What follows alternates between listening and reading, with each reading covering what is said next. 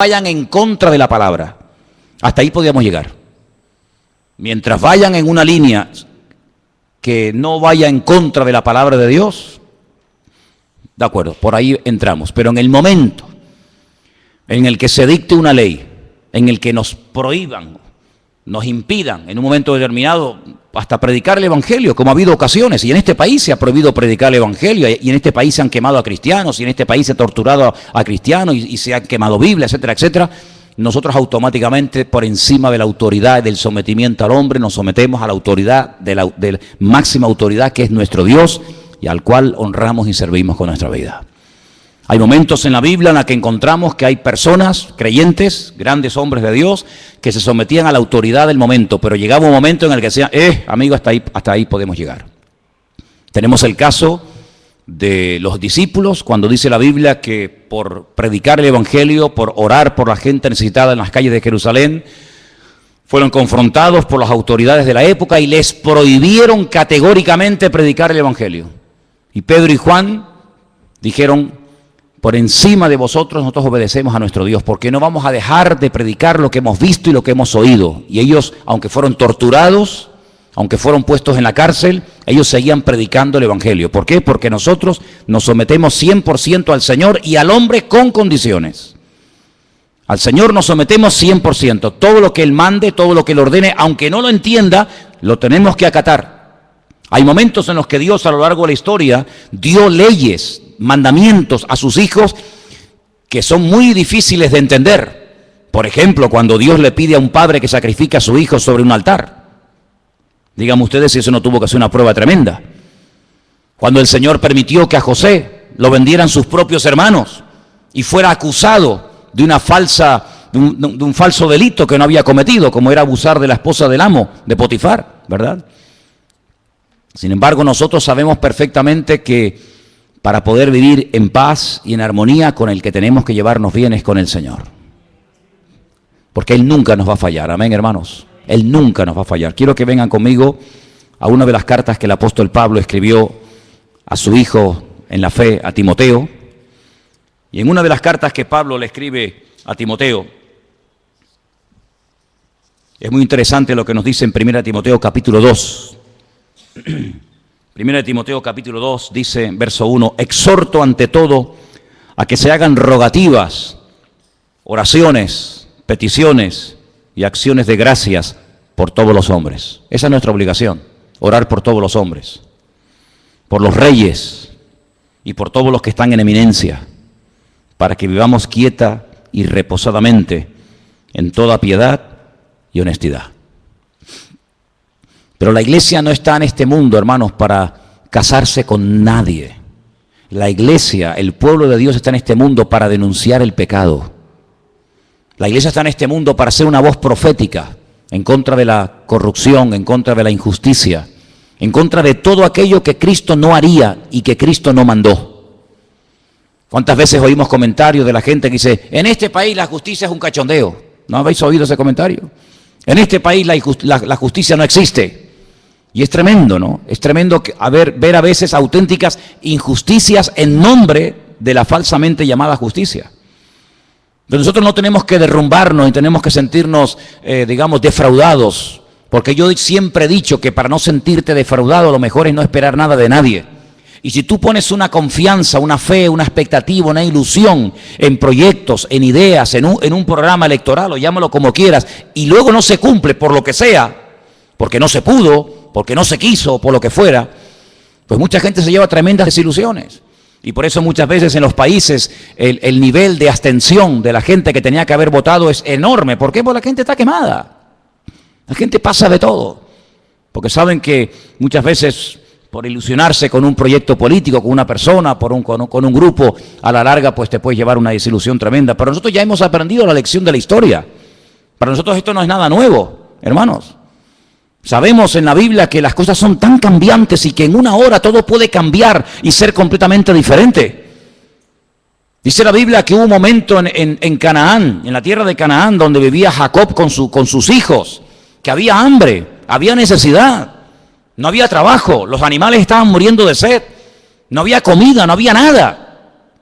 Y Jacob manda a sus hijos a Egipto Y todos conocemos, hermanos, que allí en Egipto se encontraba su hijo José.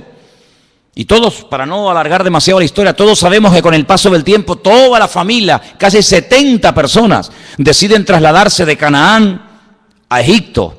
Y cuando llegan a Egipto, pues José es una de las personas más importantes del imperio de Egipto. Y el faraón le dice, oye, recibe a tu padre y las mejores tierras, las mejores posesiones, dáselas. Y se fue a la tierra de José, en la desembocadura del río Nilo. Y allí pues ellos llevaron una vida de maravilla. Pero dice la Biblia que cuando murió ese faraón, todo cambió. Aquello que empezó tan bonito, aquello que empezó siendo algo tan maravilloso, una puerta abierta de ser pobre gente allí en Canaán que no tiene ni para comer, ni agua tenían.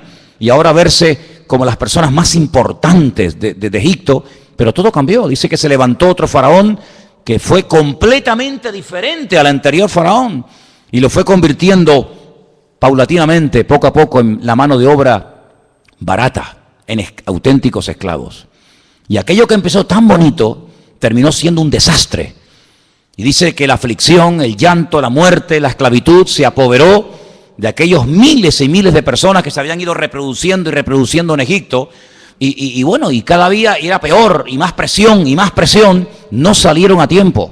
Tenían que haber salido antes, pero no supieron discernir los tiempos, se quedaron demasiado tiempo en Egipto. Tenían que haber ido y salir, pero se quedaron allí. ¿Por qué? Porque se salían cómodos, había trabajo, había abundancia, había prosperidad. ¿Para qué voy a volver otra vez a Canaán? ¿Para qué? No salieron a tiempo. Y dice la Biblia que de la noche a la mañana se promulga un edicto donde el faraón decreta que todos los niños tienen que morir asesinados, arrojados vivos al río Nilo. Y dice, pero bueno, ¿y a qué viene esto? Amigo, el diablo también tiene sus planes, ¿sabes? El diablo también tiene su agenda, tiene sus proyectos, tiene sus objetivos. Y dice la Biblia que el pueblo comenzó a clamar, el pueblo comenzó a desesperarse porque veían que aquello iba a peor y a peor y a peor. Y todos conocemos, hermanos, que después de 40 años prácticamente de no saber nada de este hombre, de repente el Señor llama a un anciano, porque ya Moisés era un hombre ya muy mayor, y el Señor lo llama, le dice, saca de la esclavitud a mi pueblo. ¿Quién lo diría?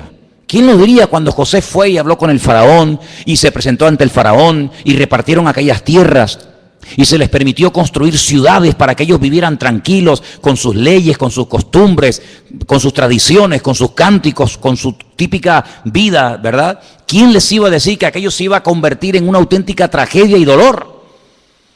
Pero bueno, así son las cosas. Y tuvieron que aprender que poner la confianza, poner la fe en el hombre es lo peor que una persona puede cometer en esta vida. Hemos aprendido de la historia, hermanos, hemos aprendido los cristianos a base de sangre, a base de martirio, a base de muerte. Maldito el hombre que confía en el hombre. Es interesante notar que cuando el Señor Jesucristo le dice a sus discípulos en el Monte de los Olivos que la ciudad de Jerusalén va a ser sitiada, que el templo va a ser destruido, con una agresividad tan brutal que dice que no quedaría ni piedra sobre piedra, es interesante que la historia dice que muy pocos cristianos murieron en aquellos días, en el año 70 después de Cristo en Jerusalén, porque ellos habían recordado, ellos sabían que el Señor Jesucristo había profetizado la futura destrucción de Jerusalén y del templo. Y dice que murieron miles de judíos, pero muy pocos cristianos. ¿Por qué? Porque recordaban las palabras del Señor y el que tenían que salir de allí y supieron interpretar los tiempos. Y nosotros si algo necesitamos hoy en día más que nunca es discernimiento espiritual. Amén. Las cosas no ocurren por casualidad. Saber por qué pasan estas cosas y de dónde salió y por qué está ocurriendo esto. Y hermanos, estamos oyendo en estos días en televisión nombres de los tiempos de la Biblia. Dice la Biblia que el primer poderoso de la tierra, por así decirlo, el primer tipo del anticristo, el primero de todo fue Nimrod. Tremendo. Y en estos días hemos oído hablar de la destrucción de la ciudad de Nimrod, ¿verdad? ¿Qué te parece? Y estamos oyendo hablar otra vez de Nínive. Y estamos oyendo hablar de lugares bíblicos. Pero es que la palabra de Dios nos enseña que esos sitios quedarían totalmente arrasados y que no quedaría piedra sobre piedra y que esas ciudades serían cueva de hurones y de chacales. Y estamos viendo cómo estas personas entran en ciudades emblemáticas con una cultura y con una trayectoria, con una arqueología y etcétera, y vienen y arrasan con todo, pero eso es casualidad, no. Está escrito en la palabra, hermanos, tenéis que leerlo. Está escrito en la palabra que de esas ciudades no quedaría ni el polvo, ni el recuerdo de esas ciudades. Y estamos viendo cómo se están cumpliendo las palabras del Señor, las profecías de una forma impresionante. Y tenemos que abrir nuestros ojos porque la Biblia dice que el Espíritu estaría hablando a la iglesia continua y permanentemente. Y tenemos que oír lo que dice el Espíritu. Tenemos que saber interpretar lo que está ocurriendo. Porque nada, vuelvo a repetir, ocurre por casualidad. Es interesante notar, yo leía en esta semana que cuando le llega la noticia al patriarca Abraham de que dos ciudades muy importantes de la época iban a ser totalmente destruidas y nunca más se volverían a reconstruir, me refiero, como sabéis, a Sodoma y Gomorra, la Biblia nos enseña que Abraham empezó a orar, porque Abraham conocía a Dios, y Abraham le dice al Señor, Señor, tú vas a destruir en las ciudades al justo y al injusto, tú no eres así, yo te conozco. Si en esa ciudad hay 50 justos, tú vas a destruir una ciudad habiendo 50 justos en ella. Y el Señor le dice, si yo encuentro 50 justos en la ciudad, no la destruyo. Luego hay como una protección en una ciudad cuando hay un cierto y determinado número de creyentes. El problema es que no había 50. Pero cuando Abraham ve tan determinado al Señor y le dice, bueno, pero es que a lo mejor no hay 50, pero puede haber 45, y va bajando, y a lo mejor hay 40, y a lo mejor hay 35, y a lo mejor hay 30. Pues la conclusión a la que llegó Abraham es que el Señor podía destruir la ciudad porque en esa ciudad no había una protección, una cobertura que protegiera a la ciudad de la ruina. ¿Y sabéis por qué este país no se ha ido totalmente al garete? Por las oraciones del pueblo de Dios. Porque por eso el Señor dice que somos la sal de la tierra y la luz del mundo. Si no fuera por los creyentes, Venezuela ya no existiría, España ya no existiría, muchas naciones de la tierra donde se han hecho auténticas barbaridades y se siguen haciendo, ya no existirían, serían pasto de las llamas, serían destruidas por un terremoto, sabe Dios por qué, pero todavía se mantienen en pie por la misericordia del Señor, porque allí están los hijos de Dios, clamando de noche y de día. Y hay momentos en los que Dios confronta a los profetas y le dice, yo no quería destruir Jerusalén, pero es que no encontré a un hombre, dice, no encontré ni a uno que hiciera vallado, no encontré ni a uno orando, y como no encontré a uno, pues la destruí. Hay como una protección, hermanos. Es interesante notar que cuando las tribus de Israel en el desierto reciben la orden de ir a tomar posesión de la tierra de Canaán, la Biblia nos enseña que Moisés mandó, lo explicamos en su momento, no sé si os acordáis, que mandó a 12 exploradores.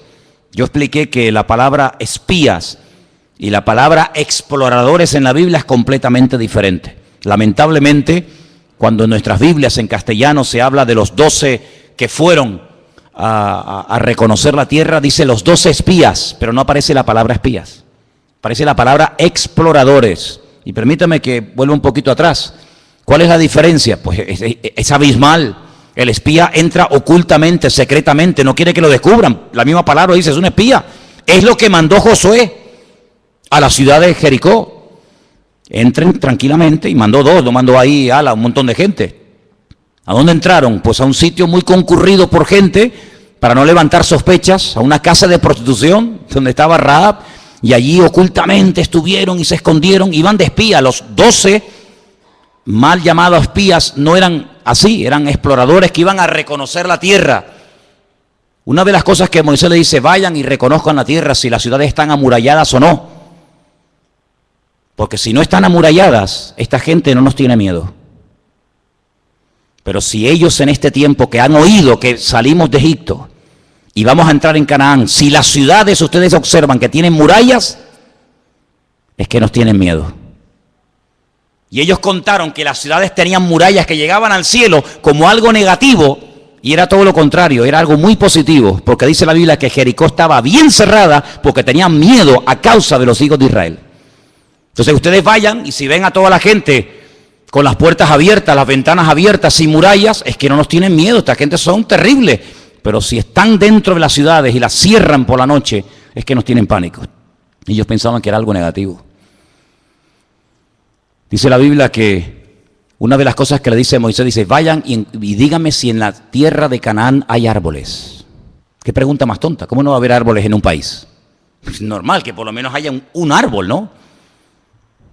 Pero es que la palabra árbol en la Biblia es sinónimo de hombres. Por eso empezamos el culto cantando el Salmo 1. Bienaventurado el varón que no anduvo en consejo de malos, ni en silla de escarnecedores se ha sentado, sino que en la ley del Señor medita de día y de noche. Será como árbol plantado junto a corrientes de agua.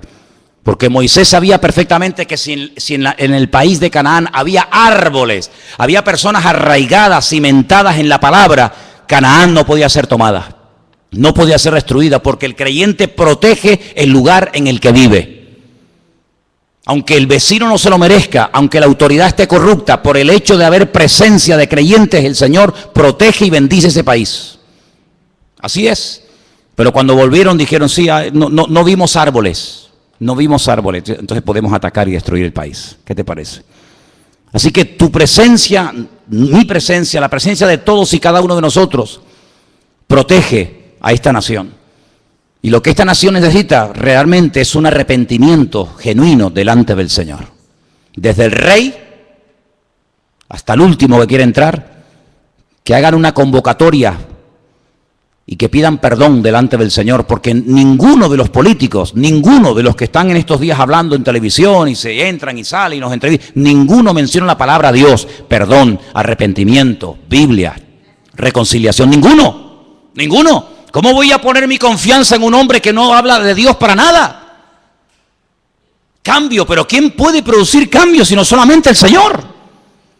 Porque los cambios que produce el hombre no me sirven. Pero los cambios que produce el Señor permanecen para siempre. ¿Cuántos dicen amén?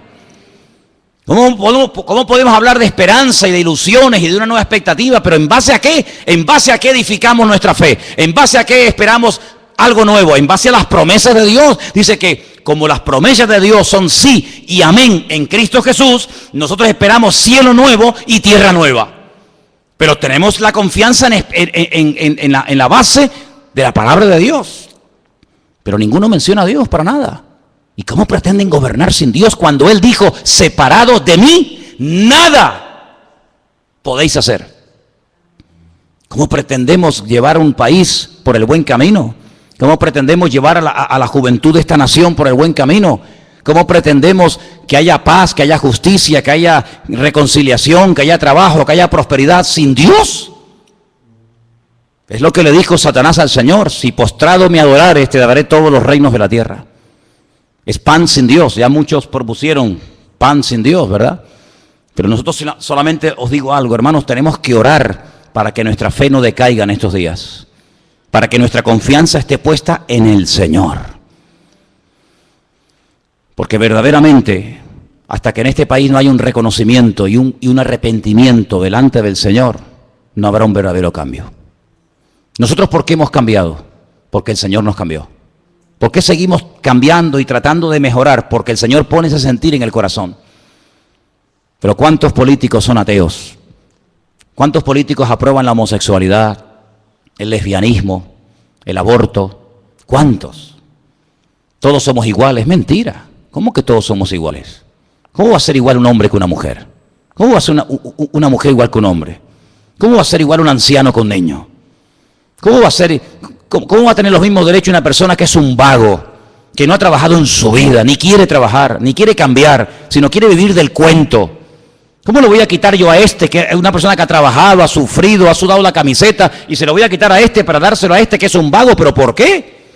Cuando la Biblia dice, esfuérzate, esfuérzate, esfuérzate, y Dios es galardonador de los que le buscan, y el que no le busca, pues no te galardona, hijo. Pedid y recibiréis. ¿Pero por qué recibo? Porque he pedido. ¿Y por qué he hallado? Porque he buscado. ¿Y por qué el Señor me bendice y me prospera? Pues porque hago lo que Él manda en su palabra. Dijo el Señor, ¿queréis ser mis amigos? Claro, pues haced todo lo que yo os digo. Es decir, sin obediencia no puede haber bendición. Querer los panes y los peces, pero no quererlo a Él, es una temeridad y es un insulto al amor de Dios. Y la gente quiere la bendición, la gente quiere los panes y los peces, la gente quiere lo bueno, pero no quieren pagar el precio. Y el precio, ¿saben cuál es? Sometimiento a la ley de Dios. Qué bueno sería Que la gente dijera, bueno, nuestro programa electoral, ¿qué proponemos? Lo que propone la Biblia. Ese es nuestro programa electoral. Amaos los unos a los otros, perdón, poner en práctica las leyes económicas, que las leyes económicas de la Biblia son perfectas, perfectas. Se evita la usura, el abuso, la vagancia. ¿No dice la Biblia, el que no quiere trabajar? ¿Qué dice la Biblia? Que no coma. Pero sin embargo, ofrecemos los panes y los peces a cambio de nada. Amados hermanos, estamos viviendo tiempos de cambios, tiempos extraños, tiempos donde ahora hace calor y al día siguiente nieva. Pero ¿cómo es posible que hoy estemos a 32 grados y mañana salga en televisión que en ese lugar donde estaban pasando ayer calor haya nevado y estén con sensación térmica de bajo cero? Lo natural, siempre os he enseñado, es un reflejo de lo espiritual. Y estas cosas raras que estamos viendo en el clima, estas cosas extrañas, países que así son destruidos, como por ejemplo Nepal, con todo mi respeto, ¿qué era Nepal? Un centro de idolatría, un centro de templos paganos donde se adoraban los monos, las ratas, los piojos, las serpientes, y las montañas que adoraban se les vinieron encima. ¿Qué te parece, amigo? Es que tenemos que ver el trasfondo espiritual de las cosas. No nos alegramos con la muerte de nadie, dice la Biblia. El Señor quiere que todos procedan al arrepentimiento, que todos busquen del Señor. Pero hermano, cuando ocurren ese tipo de tragedias en ciertos y determinados lugares, oye, veamos más allá. Es que se rompió toda la arquitectura. ¿Pero qué arquitectura me estáis hablando? Templo al dios mono, templo al dios rata, templo al dios piojo. Eso tenía que haberse destruido hace siglos. Siglos tenía que haberse destruido, pero no. Tremendo. Países que no han levantado cabeza. Países que siempre han estado y estarán siempre en la miseria más absoluta. ¿Por qué? Porque le han dado las espaldas a Dios. Y los misioneros, lean la historia de la iglesia, y los misioneros que antaño iban a ese lugar a predicar el evangelio, los colgaban, los crucificaban, los empalaban, los quemaban, y así les ha ido. El profeta Jonás fue a Nínive, dijo, de aquí a 40 días, dice el Señor, Nínive será destruida. Y Nínive no fue destruida, ¿sabéis por qué? Porque se arrepintieron. Ya el Señor tenía determinado el castigo, la destrucción, la aniquilación total y absoluta de Nínive. Pero Nínive duró mucho tiempo, porque hubo arrepentimiento. Dice que desde el más grande hasta el más chico se pusieron a orar, a ayunar, pidieron perdón. Esto le molestó mucho a Jonás. Jonás era un predicador muy extraño. La gente se convertía y se enfadaba. La gente pedía perdón y se enfadaba con Dios. O sea, yo lo sabía que se iban a arrepentir y tú los ibas a perdonar. Claro, claro, ¿verdad? Pero ¿qué ha sido de esos países? ¿Qué ha sido de esos lugares donde antaño se predicaba el evangelio? Pues centros de idolatría, de paganismo. ¿Qué es lo que ha traído el Islam al mundo? Miseria. Eso es lo que ha traído el Islam. Miseria, pobrezas, donde 4 viven como reyes y el resto del pueblo ni en la Edad Media. Eso es lo que ha traído el Islam, el Corán. Miseria, pobreza, injusticias, países que no terminan de levantar cabeza. Qué tremendo, ¿verdad? Por eso, amados hermanos, nuestra confianza no está en el hombre. Nuestra confianza está en Dios. Si me preguntan ustedes, ¿y tú qué vas a hacer? Yo no creo en el hombre, en ninguno de ellos, en ninguno de ellos, en ninguno. Porque la historia nos ha demostrado a nosotros los cristianos que lo que empieza muy bonito, al final puede terminar convirtiéndose en una auténtica ruina. Y mi expectativa, mi confianza no está puesta en el hombre, mi confianza está puesta en el Señor. Nuestra obligación, ¿cuál es? Orar. Eso sí tenemos que hacer. Orar, porque esa gente sin oración son vulnerables. ¿Se imaginan ustedes un rey? ¿Se imaginan ustedes un presidente de un gobierno? ¿Se imaginan ustedes un gobierno sin la ayuda del Señor? Es una locura, una auténtica temeridad. Y las barbaridades que se han hecho, lo que se ha saqueado, lo que se ha robado, lo que se ha mentido, lo que se ha tapado, ha sido algo realmente tremendo. Y la iglesia tiene que despertar ante la realidad de que a veces hay mucha corrupción y mucha tiniebla porque hay poca luz. Cuando hay poca luz, Parece que hay muchas tinieblas, pero cuando hay luz, las tinieblas se disipan, por pequeñas que sean. Tenemos que comenzar a tomarnos más en serio nuestra relación con Dios. Tenemos que comenzar a orar más por esta nación, para que el Señor verdaderamente ponga su mano y reconozcan que la única forma de llevar a este país a buen puerto es por la ayuda del Señor. Si no es por la ayuda del Señor, todos nosotros veremos con nuestros propios ojos cómo este país nunca levantará cabeza. Porque España, sinceramente, por la historia, España no merecía ni existir. Pero Dios ha tenido tanta misericordia y compasión de este país, pero porque en este país se ha derramado mucha sangre de hombres y mujeres que dieron su vida por Cristo. Cuando miramos al continente latinoamericano, desde prácticamente el sur de los Estados Unidos hasta la Patagonia, donde hay millones y millones y millones, docenas de países que hablan nuestro propio idioma, ¿verdad? Y la Biblia que utilizan es igual que la nuestra, pero ¿quién la tradujo? ¿Quién tradujo esa Biblia? Un hombre que se jugó la vida y un hombre que murió como un mártir por escribir la Biblia al idioma castellano. Y los que dieron su vida por introducir la Biblia en nuestro propio idioma para que nos llegara hasta el día de hoy, ni te imaginas, ni te imaginas. Y Dios ha tenido misericordia de este país, porque millones de personas han llegado a conocer la palabra de Dios, han llegado a servir al Señor, a predicar el Evangelio, a conocer la voluntad de Dios, porque alguien un día les tradujo la Biblia en su propio idioma. Y por eso Dios ha tenido misericordia. Pero si no fuera por esas cosas, realmente no nos mereceríamos absolutamente nada, porque los desastres que hemos hecho en el nombre de Dios han sido terroríficos, terroríficos. Por lo tanto, lo que tenemos que hacer es orar. Orar. Señor, pon tu mano. Toma las riendas de este país, Señor. Y ¿saben una cosa? La Biblia dice que cuando nos humillamos, Dios sana la tierra. Dice, si mi pueblo se humillare, invocare mi nombre, yo sanaré la tierra.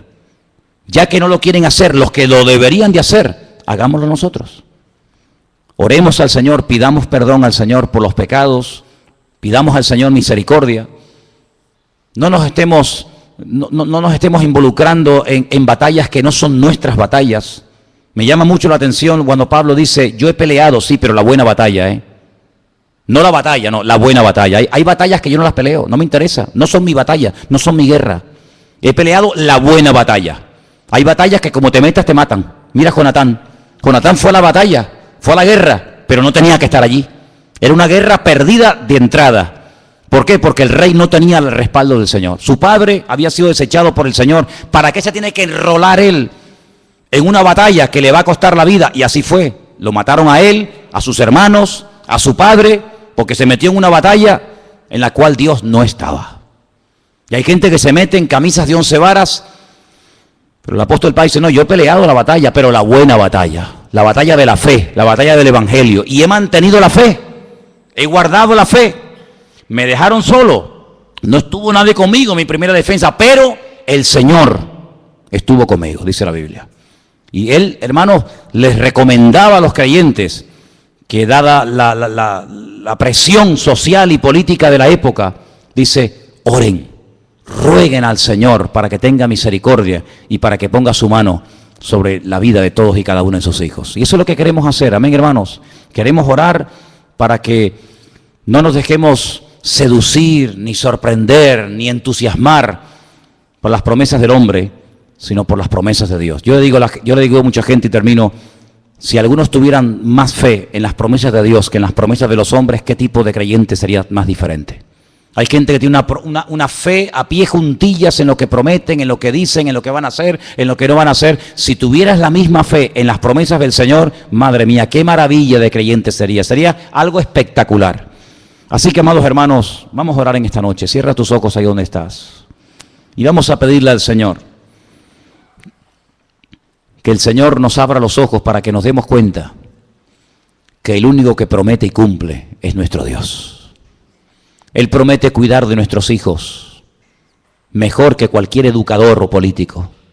Él promete cuidar de nuestro presente y de nuestro futuro. Él promete sanar nuestras dolencias y enfermedades. Él promete abrirnos puertas cuando en esta vida todas las puertas por la edad o por lo que sea se nos cierran, pero Él abre puertas a sus hijos. Aleluya. Dice, yo volveré a derramar agua en el desierto. Yo volveré otra vez a hacer una cosa nueva que sorprenderá al mundo entero.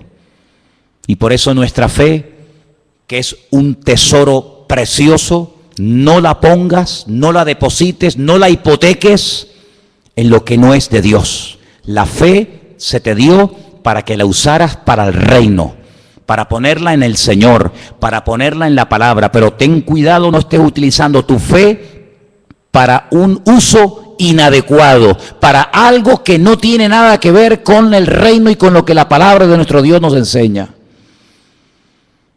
Nuestra fe tiene que estar puesta en el Señor. Al Señor tu Dios adorarás y a Él solo servirás. Él quiere la exclusividad. El Señor te quiere todo, 100% para Él. Y en esta tarde, Señor, queremos unirnos como iglesia y oramos por España, Señor. Oramos por el futuro de este país. Tú sabes, Señor, lo que este país, esta nación necesita. Tú sabes, Dios mío, las cosas que han ocurrido y que siguen ocurriendo en este país. Te rogamos en el nombre bendito y poderoso de Jesús, que tú tengas misericordia de este país, donde ha proliferado tanta maldad, donde te han dado las espaldas en las universidades, en los colegios, en los parlamentos, en los institutos, en todas partes, no te quieren, Señor. Pero, Señor, te pedimos en el nombre de Jesús que por amor a tu pueblo y por amor a tus hijos, bendice, Señor, sobre todo a tu pueblo que aquí está en este país. Señor, tú sabes, Señor, todos los cambios que se avecinan, tú sabes todas las caras nuevas y personas nuevas en el panorama político que se presentan. Señor, te pedimos en el nombre de Jesús que se haga tu voluntad, Señor. Que se haga tu voluntad, mi Dios. Pero que no nos olvidemos que lo más importante es honrarte y servirte a ti